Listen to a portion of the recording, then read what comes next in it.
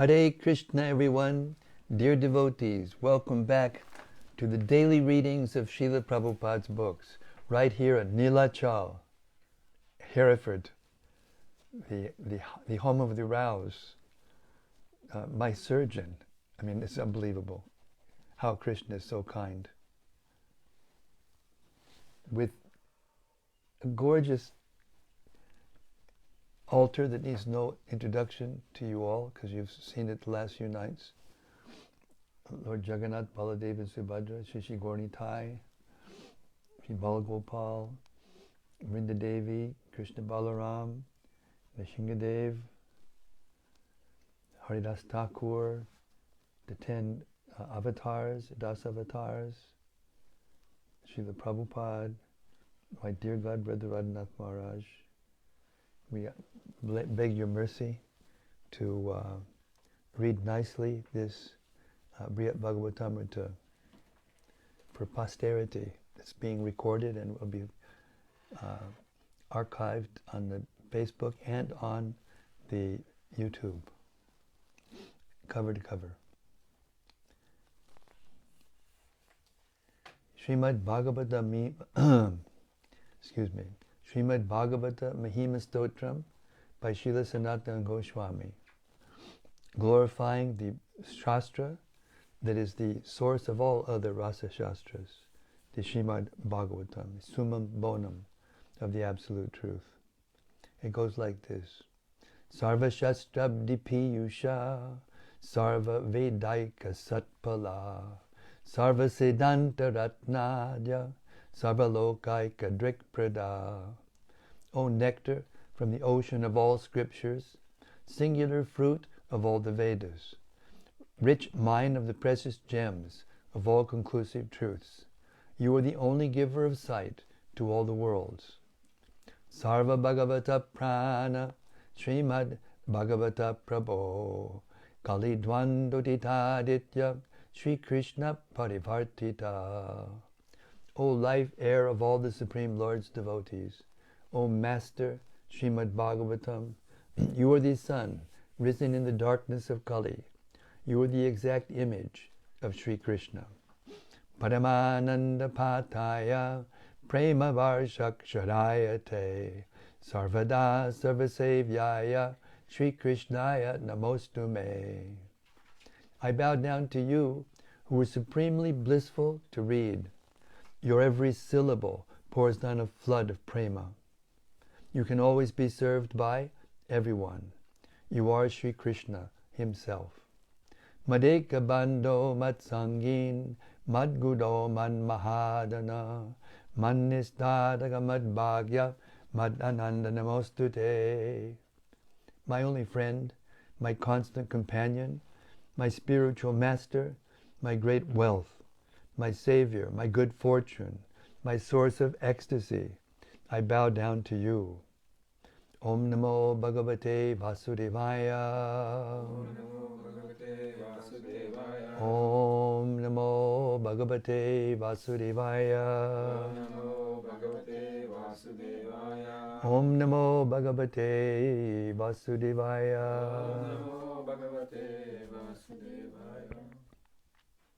So, we're coming to the end. Gradually, we're on text 140 of the 7th chapter, the last chapter of Brhad Bhagavatamrta. It has 157 verses, but these long purports, by the mercy of Sanatana Goswami, is stretching it out, which is nice for everyone. So we're on this Rasayan section, and yes, we're glorifying, Parikshit Maharaj is now glorifying the topmost devotees, the gopis of Braja. We're beginning with text 140. The minds of those gopis are always absorbed in me, and their very lives are ever devoted to me.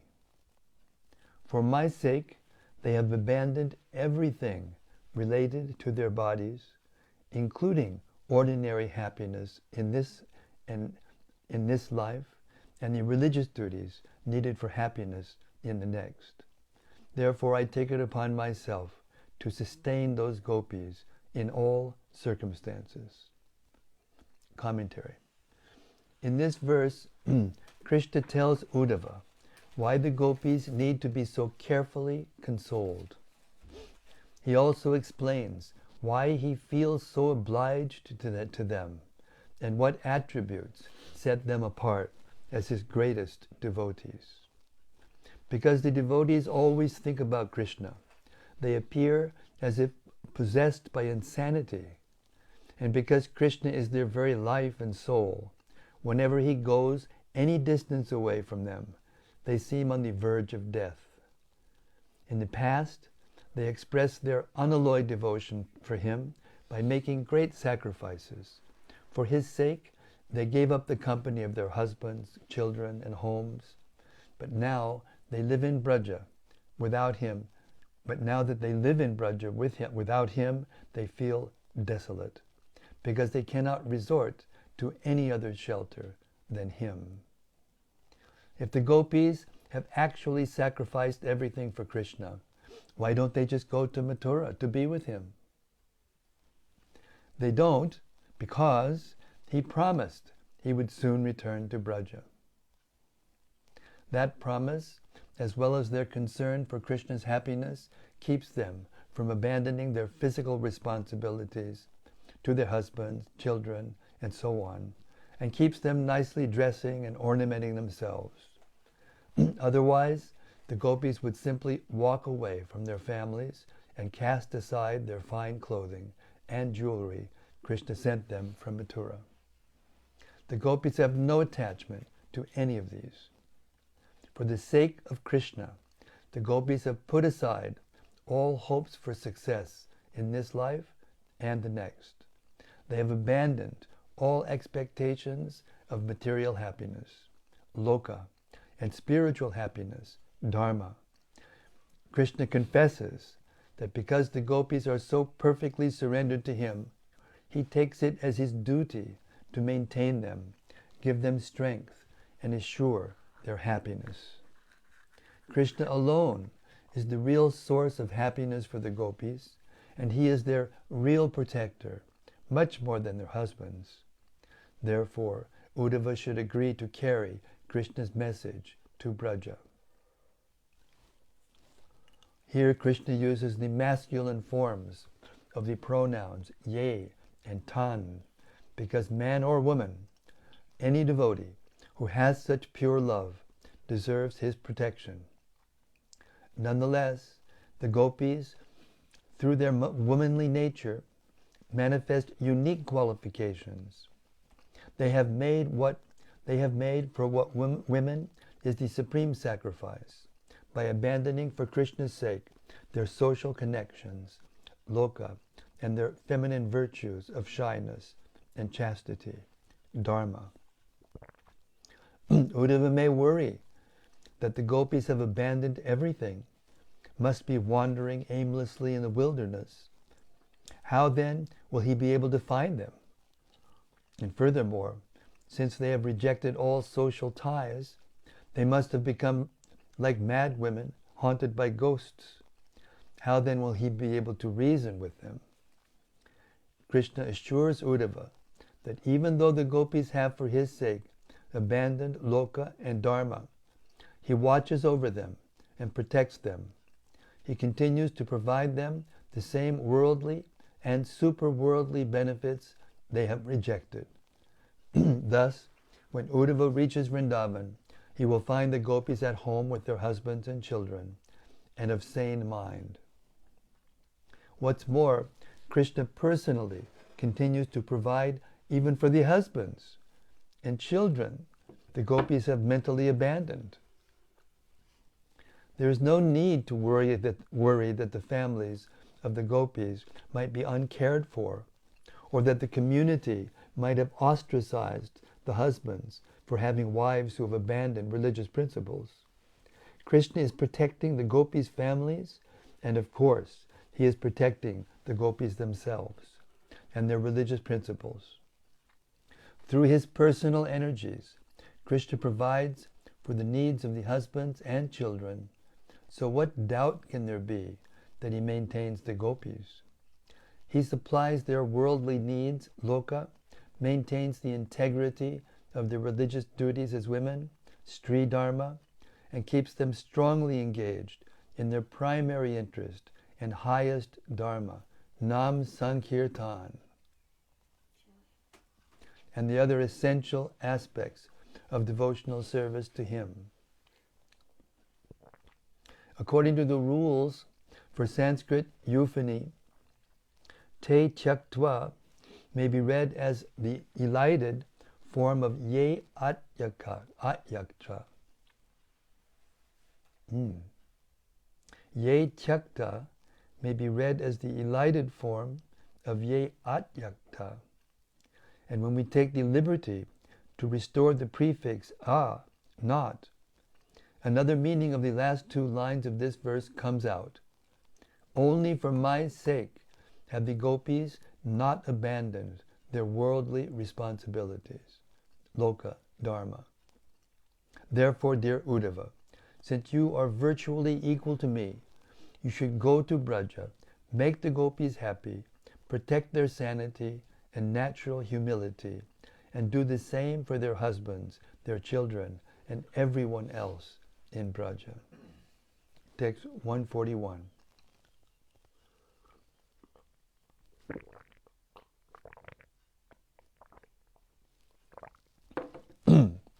My dear Uddhava, for those women of Gokula, I am the most cherished object of love. Thus, when they remember me, who am so far away, they are overwhelmed by the anxiety of separation. Commentary. Here Krishna speaks to his friend Uddhava with deep concern for the gopis. Never, he tells Uddhava, has he seen in anyone such distress as the gopis now suffer, nor has he ever heard of such misery in any historical or literary account. At every moment, the gopis are so beside themselves in bewilderment of separation that they seem ready to leave their bodies for the abode of death. In this world, one's spouse, children, and friends are generally all very dear.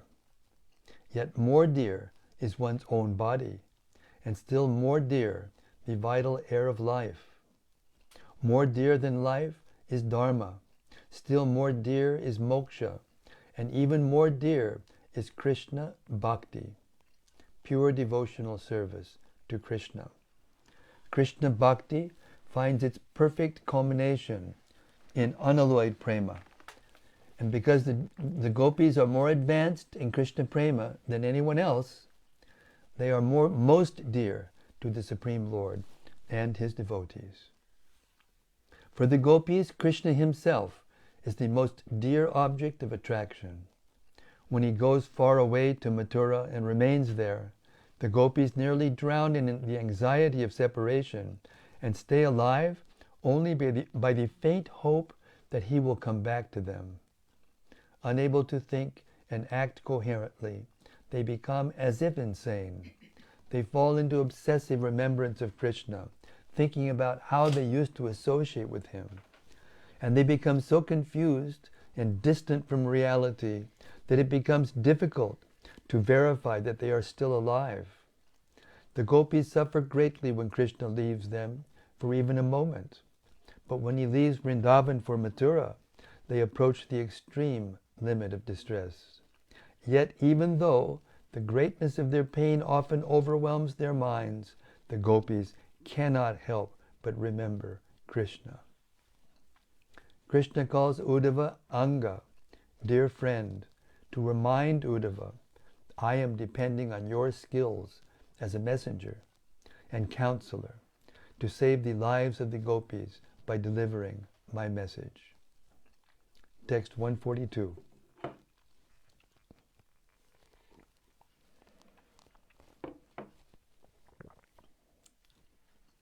Simply because I have promised to return to them, my fully devoted cowherd girlfriends, struggle to somehow or other maintain their lives. Commentary. In the previous verse, Krishna described the condition of Gokula Striya, which can be taken to mean all the ladies of Braja, old as well as young.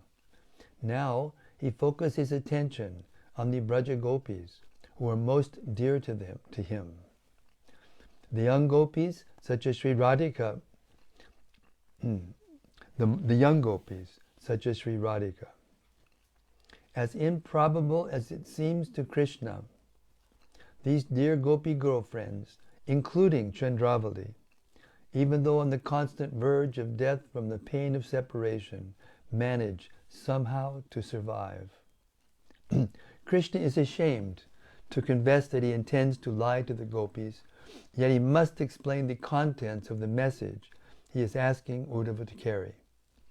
Uddhava must assure the gopis that Krishna will come back to them very soon.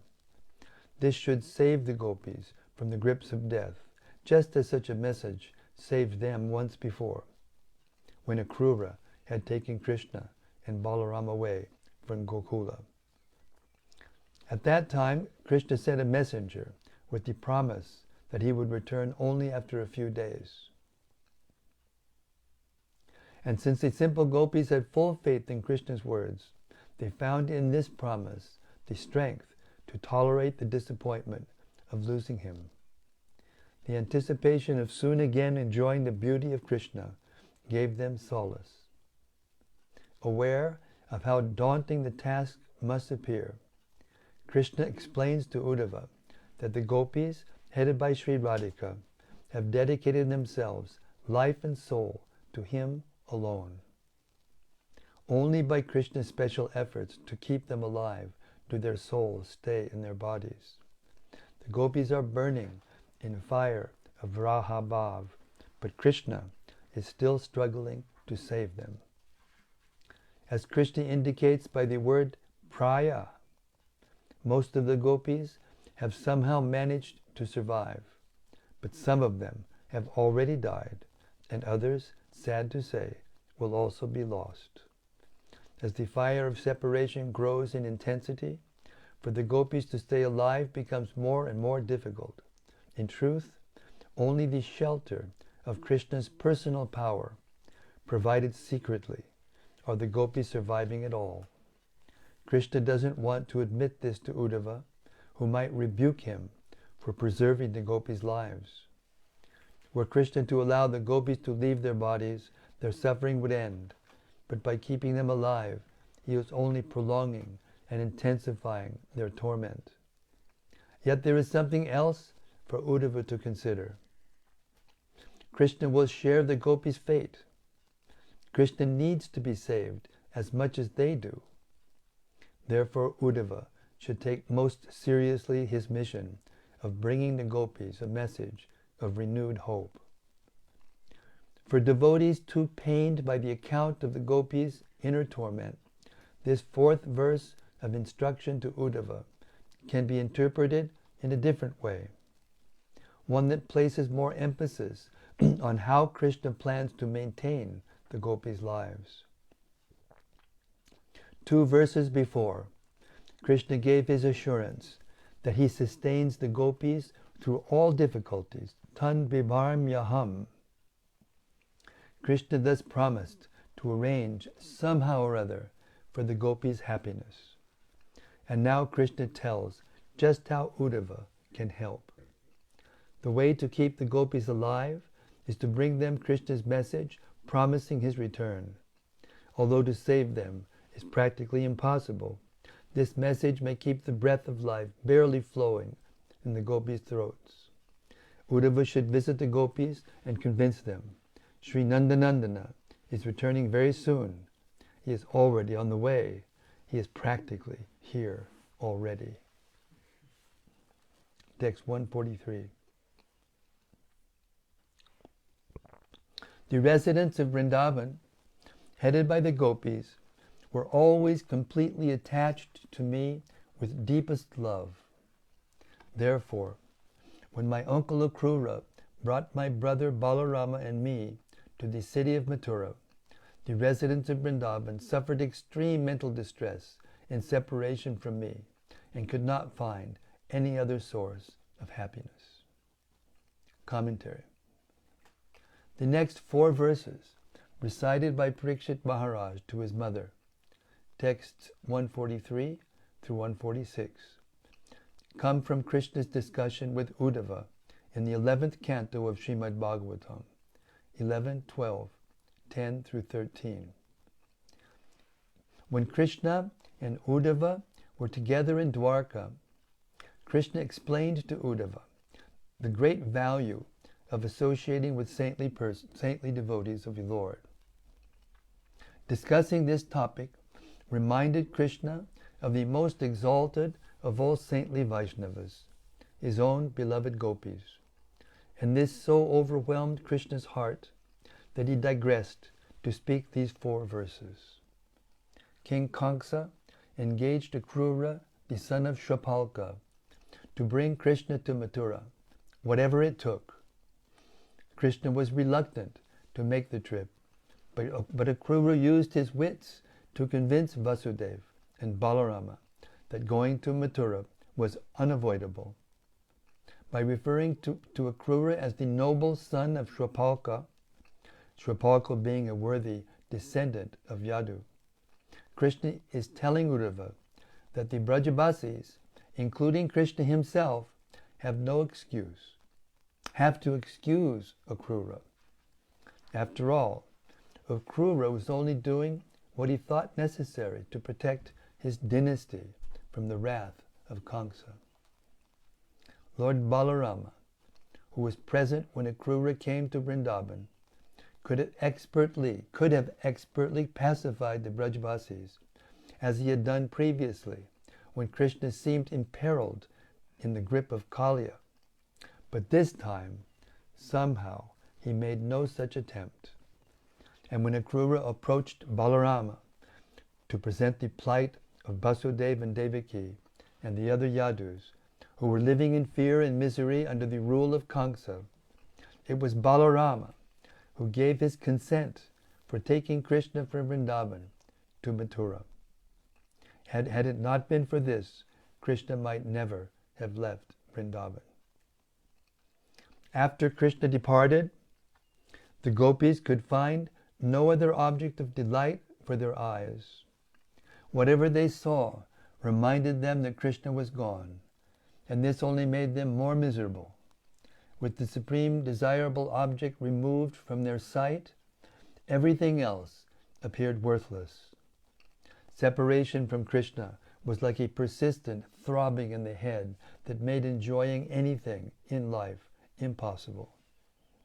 Even before Krishna left, the gopis' attraction to him had been obsessive, but now it was utterly out of control, and it tormented them like a raging fever in the brain.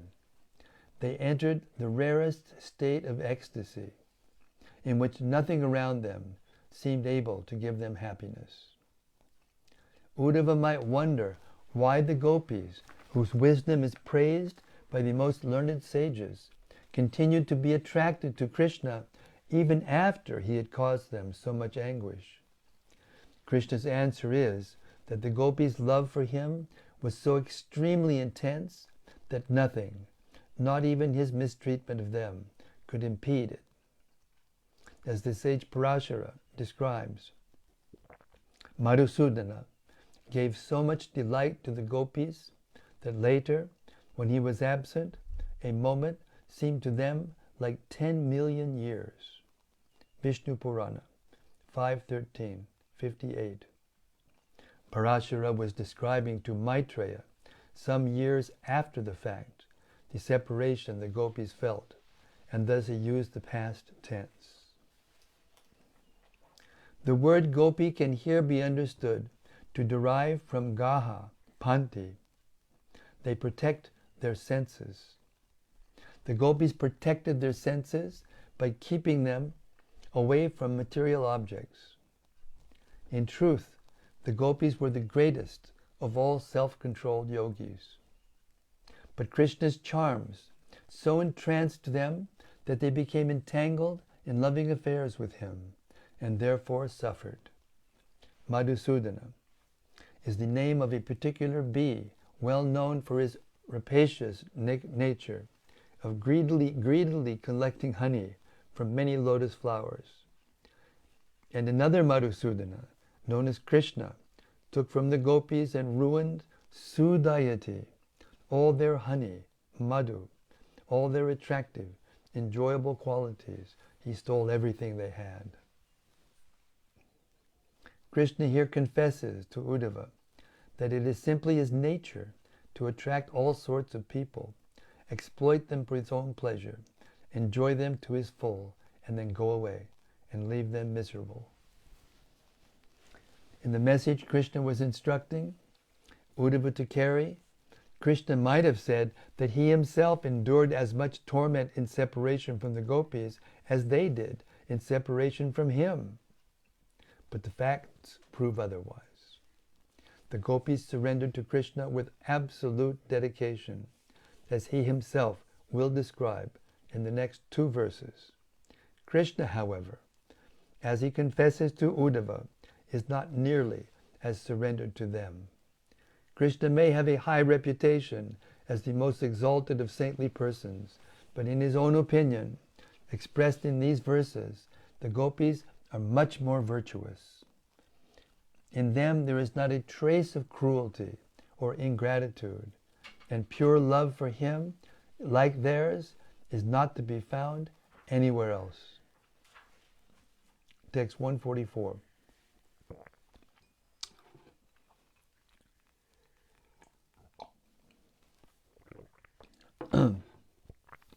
Dear Uddhava,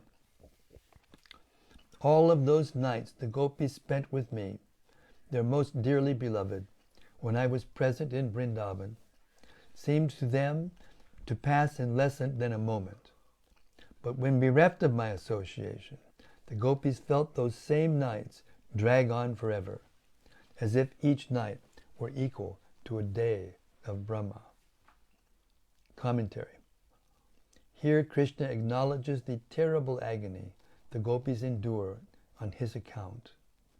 He addresses Uddhava as Anga to indicate that Uddhava is as dear to him as his own body.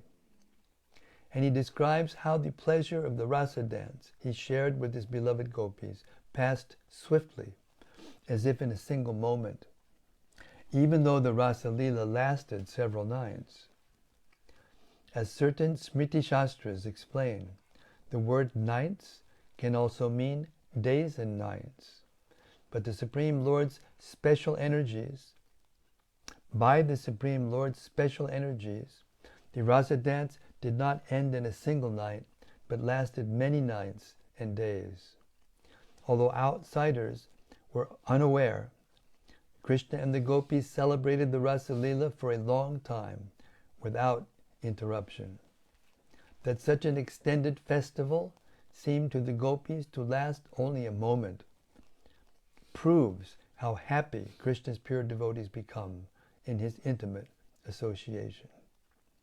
The moonlit autumn nights when Krishna danced with the gopis passed quickly for the gopis, but not other nights. On other nights, the suffering they underwent from Krishna's absence seemed to last millions of years. Or, if we accept that Krishna, almost every night, would find ways to sneak out of the house to meet the gopis, then every night passed quickly, not just the nights of the Rasa Lila season. Only the daytimes were excruciatingly long. Krishna admits that the devotees' great love for him has cast them into utter misery. This thought might prompt a friend to suggest that Krishna bring the gopis to Dwarka and again make them happy. But this idea, Krishna answers, is not feasible. The rasa dance was a source of delight for him and the gopis because they enjoyed it together in Vrindavan. Neither Krishna nor the gopis can feel the same ecstasy anywhere else. Only in Vrindavan does Krishna wander among his cows and dress himself as a cowherd. Only in the atmosphere of Vrindavan is the highest ecstasy perceived. Unfortunately, Krishna confesses he is no longer the same person as in Vrindavan. He has become ungrateful and hard-hearted. Yet the original virtues of the gopis have not degraded at all. And therefore, Krishna considers the gopis much more exalted than himself. Text 145. My dear Uddhava, just as great sages in yoga trance merge into self-realization, like rivers merging into the ocean, and thus are unaware of material names and forms, the gopis of Vrindavan were so completely attached to me within their minds that they could not think of their own bodies, or of this world, or of their future lives. Their entire consciousness was simply bound up in me. Commentary. The gopis were married women with husbands, children, and household responsibilities. How can they be considered superior to renounced, self-contented sages who have given up all material attachments? Here Krishna answers this doubt. After sages who follow the Ashtanga Yoga system become advanced in the practice of yama, niyama, asana, pranayama, pratyahara, dhyana, and dharana, they realize the absolute truth as Lord Vishnu in their perfected trance or samadhi. In that perfect consciousness, they forget the temporary names and forms of the material world, including the names and forms of their own bodies. The gopis resemble such perfect sages, for the activities of the gopis' minds are all fixed on Krishna and a highly developed trance, achieved by virtue of their constant connection with Krishna, their natural relationship with him in pure love. Like sages adept at Ashtanga Yoga, the gopis have forgotten everything of this world, their husbands and children, their own bodies, the normal objects of self-centered attachment, their individual identities as proprietors and enjoyers of the material body, and all their hopes for success in this life and the next. As rivers abandon themselves to the waves of the ocean, the gopis have merged their hearts in thoughts of Krishna. Thus, being fully dedicated to Krishna, they should be recognized as even greater than munis, perfect in the Ashtanga Yoga system. Even while standing in the midst of a blazing fire, the gopis are not burned. Rather, all their desires are fulfilled. Furthermore, by remaining always in Krishna consciousness, the gopis have gained the spiritual strength to easily turn away from everything material. Their hearts are irrevocably attracted to Krishna in all circumstances, whereas munis have to struggle hard to progress through the successive methods of Ashtanga Yoga. The munis must deeply concentrate to bring their minds under subjugation, and only after long endeavor can they possibly reach the goal, samadhi, in which they can forget material names and forms. The gopis are much greater because they easily achieve samadhi. But aren't self-contented sages like the four Kumaras considered the most advanced of saintly persons? In ordinary circles, that opinion may prevail, but in truth, the gopis are more saintly than self-contented sages. The gopis differ from sages whose minds flow like rivers into the ocean of samadhi, oblivious of names and forms. Though the gopis forget everything material, including their own bodies, they never forget Krishna's names, forms, and qualities. The lives of the gopis are practical and real, full of variety, and imbued with the spirit of devotion to Krishna. The gopis, fixing their intelligence completely on Krishna, never forget his names and forms. Thus they excel all munis by easily realizing the highest limit of happiness in full love of God. In the 9th canto of Srimad Bhagavatam, 9.4.64, Lord Narayana tells the Muni, Durvasa, Naham atmanam ashase madbhaktai sadhubir bina shriyam atyantikim vapi yesham gatir daham prada. O best of the Brahmanas, without saintly persons, for whom I am the only destination, I do not desire to enjoy my transcendental bliss, or even the association of my consort Sri, the Supreme Goddess of Fortune. In other words, the Supreme Lord is more attracted to his pure devotees than to the Goddess Sri. Here a doubt may arise.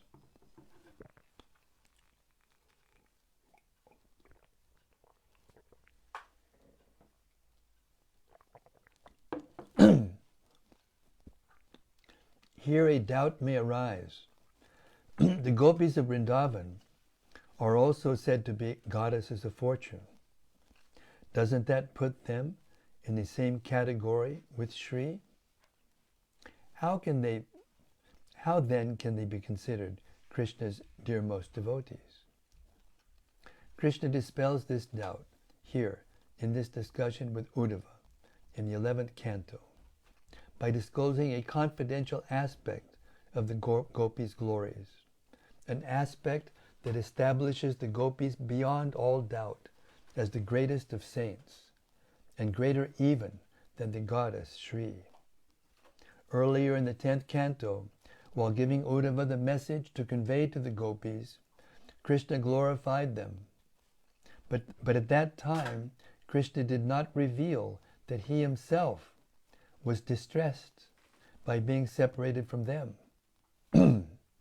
Had he done so, Uddhava might have told this to the gopis, and their condition would only have worsened.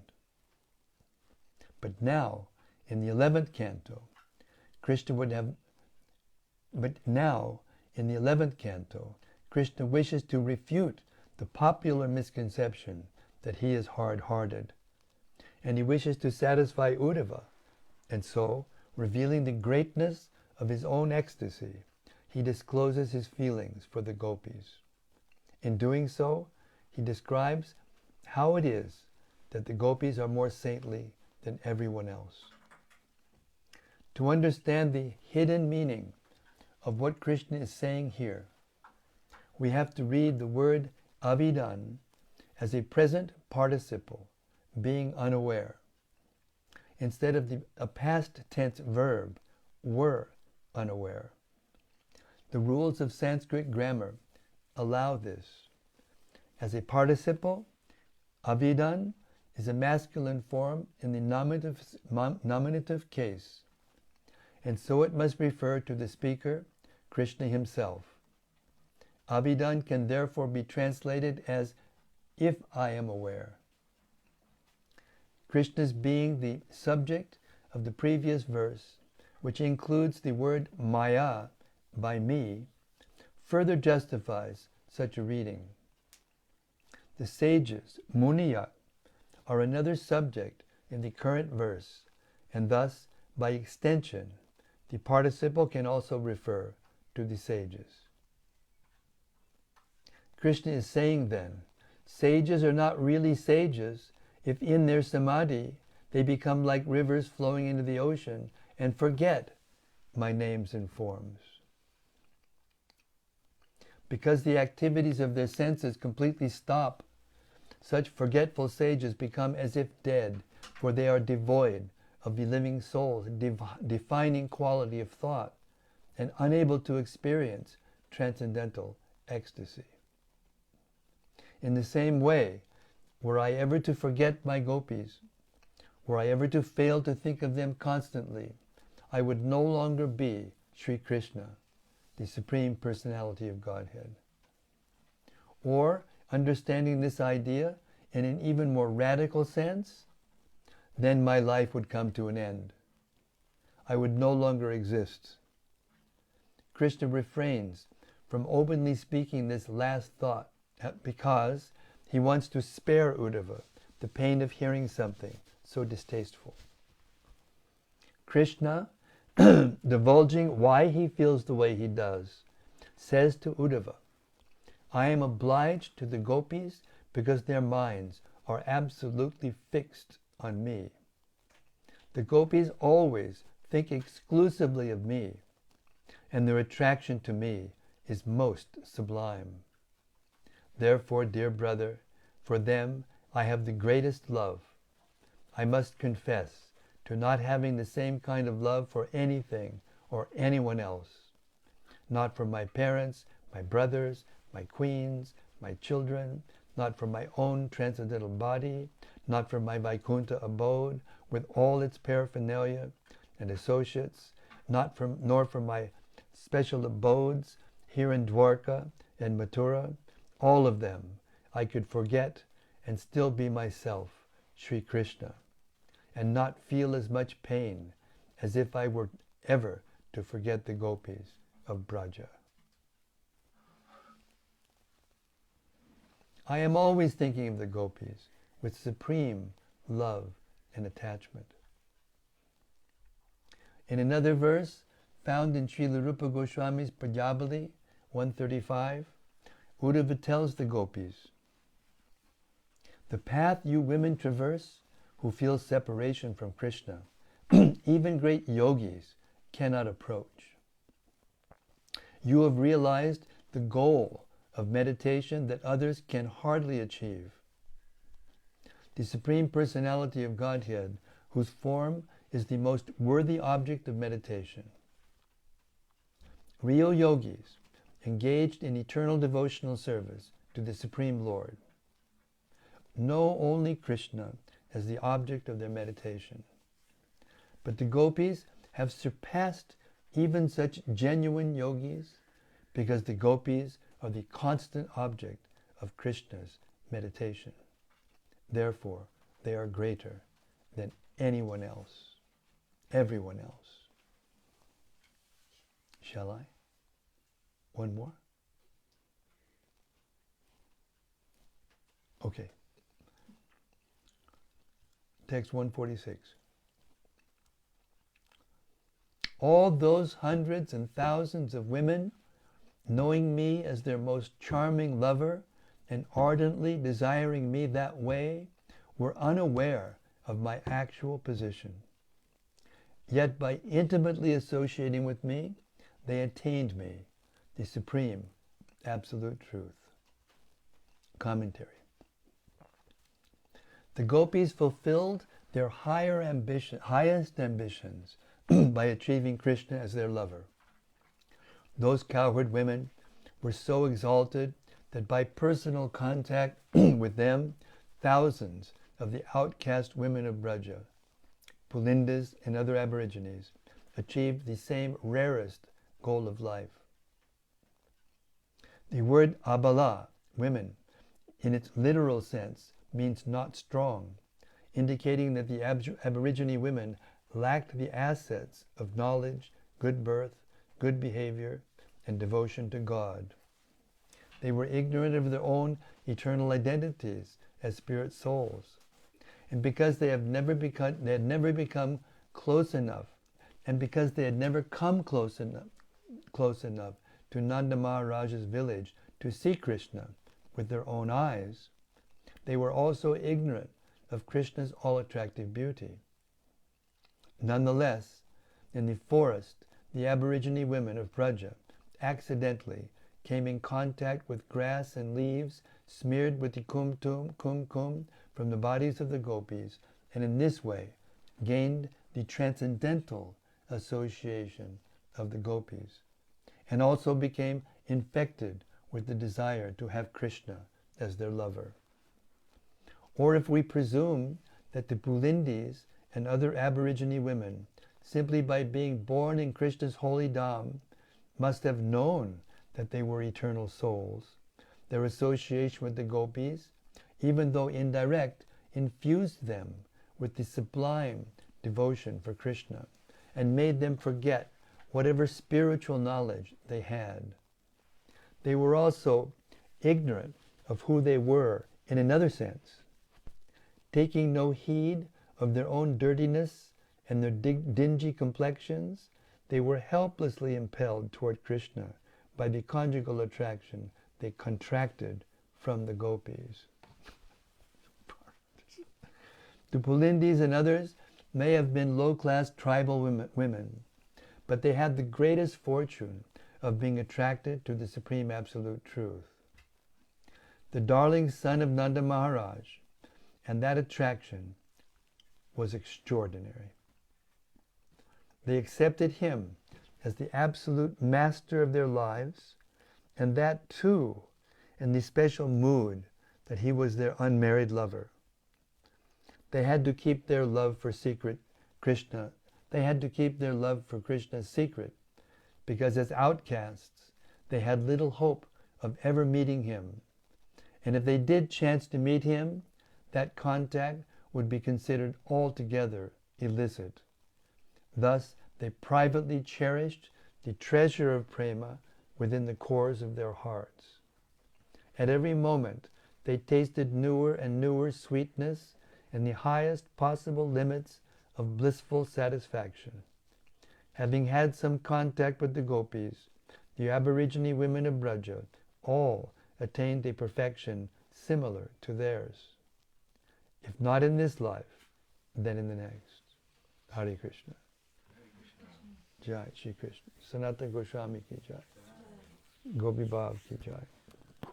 Okay, we're going to stop tonight. I was going to try to get to 57 by tomorrow, through tomorrow night, but it doesn't look it's going to be possible. We should be able to 47, 10 more? Yeah, but we only did 7 just now. If we start on time and go slow. Maybe some of the last ones will be shorter. We'll see. She's looking ahead to find out. We start on time. Yeah, if we Tomorrow at start 7 maybe maybe. slightly longer. Huh? Start They look like they're slightly longer.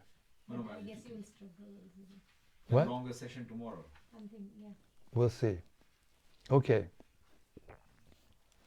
Hare Krishna. Okay, we're going to stop here and pray for the reflections and the comments and discussions of the Vaishnavas. Hare Krishna Maharaj, thank you. Rajalakshmi has something to say. Thank you very much, Maharaj. That was wonderful reading again. The 2 points that I felt were really, really wonderful in this section were the power of Sankirtan, how the gopis were constantly, just by engaging their hearts and minds in Krishna's Sankirtan, became so dear to Krishna. And secondly, power of association of devotees, how the Aborigine women and Pulindis, just by coming in contact with the objects used by the gopis, also attained the same perfection. Yes. Thank you, Maharaj. Yes, there's another conversation by Vishwanath Chakravarti Thakur that says that one who serves Srimati Radharani and Krishna get pleasure higher than them. And then the ones who serve those servants get a higher pleasure than them. And on it goes unlimitedly. And everything's the opposite in the material world, in the spiritual world, as it is in the material world. Here we want to get close to a person. If you don't, farther away you get, the less happy you are. But there, it's just the opposite. And this is the most difficult thing to understand, that these descriptions of the misery the gopis were feeling are just external. Internally, they were feeling the topmost possible transcendental bliss and ecstasy. Sanatana Goswami describes that just as you can take ice, which is very cold, and make it very cold, dry ice, you can put it on your skin and it will burn. It will feel like burning, like fire is burning you. You take it off and there's a red spot, just like it was burned. It's cold, but it feels hot. And that's the actual fact of these pastimes.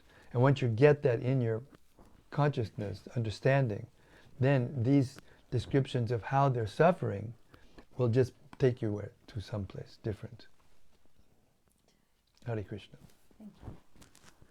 Yes, Chakadari. Hare Dear Krishna Maharaj, Chakadari. I was just wondering again about the point of the Pulindi women and the Aborigine, how all they had to do was to in contact with even the kumkuma of the gopis. Just wondering, in the context of Prabhupada and Chaitanya Mahaprabhu's movement, even if someone comes in contact with the Sankirtan movement, and it was interesting how it said Pulindi, even not in this lifetime, maybe next lifetime they'll achieve.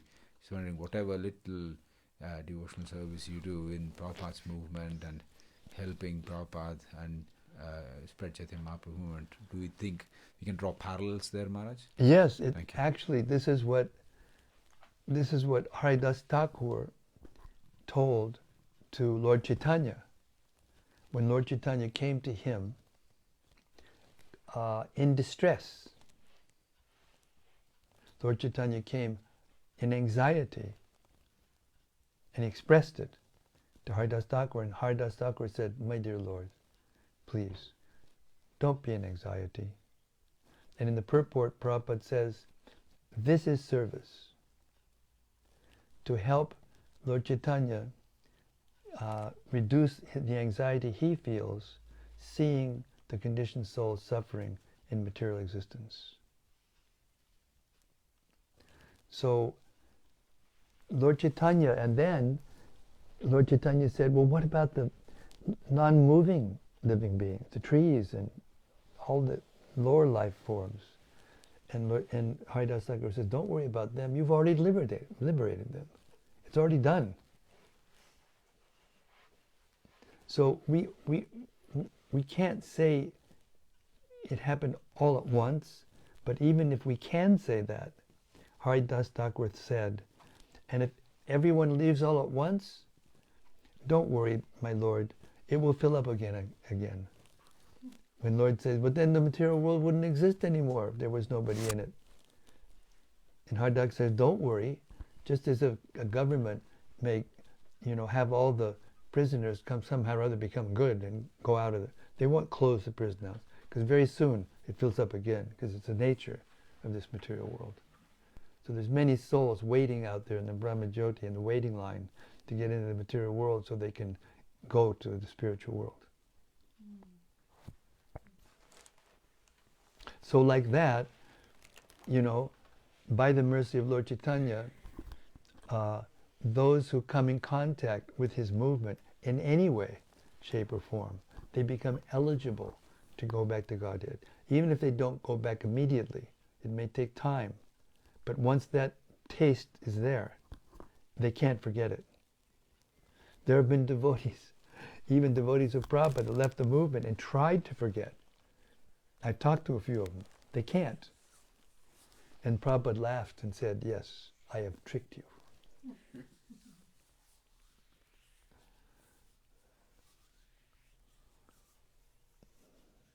Okay.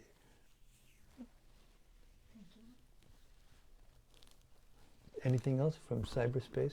Brhad Bhagavatamrta said, Hare Krishna. Hey Braja, Hare Krishna. Please accept Mahabharata obeisances. Haribo. All glories to Srila Prabhupada. Maharaj, you look more effulgent in this atmosphere. Well, thanks. I'm with my doctor, I'm taking shelter. Krishna Premavati Devi Dasi said, Hare Krishna. Hare Krishna. Gopakanya Devi Dasi. Hare Krishna, dear Maharaj, and all friends, the fortunate lovers of Sri Brhad Bhagavatam. All glories to your daily readings with love and enthusiasm, to us with all years of realization and devotion, and sharing with us in the loving dear Maharaj. Indeed, we especially am really forever indebted. Thank you with all gratitude again and again. All glories to Srila Prabhupada. Jai, all glories to Prabhupada. This reading of yours made me comfortable and clear to realize Krishna consciousness and easier to practice Jai Ho. Jai Ho. Share with us lovingly. Hare Krishna. Radha Rani said, Hare Krishna, very nice program. Hare Krishna. Anandamurti Devi Dasi. Jai Gurudev. Please accept my humble obeisances. All glories to Srila Prabhupada. Thank you so much for today's reading. I can't say anything about the topic. Thank you so much. Not so easy. From Gopakanya Devidasi. Most of the time I'm hearing this in my work also. Sometimes my colleagues come and listen and watch with me. Mostly they don't understand what reading is about, but they say, your reader looks cool and pure. And I appreciate that I, too, am cool among them because of hearing you daily. There you go. That's the answer to your question. She just answered your question. Anyway, that was lovely. Thank you especially for the last one, you know. And Braj Bala, what can I say? I think you can say that this altar and this atmosphere definitely is making me happier and happier. But also, it's just hearing these subject matters makes us happier and happier. There's no other thing that can happen. Sri Brhad Bhagavatamrta ki jai. Samaveda Bhakta Vrinda ki jai. Gaur Premanandi Hari Hari Bo. So tune in tomorrow night because it'll be the last one for some time here in Nilachal, Hereford, in the transcendental atmosphere, in the home of Jagannath, Baladev, Subhadra, Shishi Gornitai, Bal Gopal, Vrinda Devi, Krishna Balaram, Nrsingadev, and Lakshmi Nrsingadev, and Haridas Thakur, and Srila Prabhupada, and His Holiness Radhanath Maharaj, and the Sat avatars, the 10 avatars of Krishna.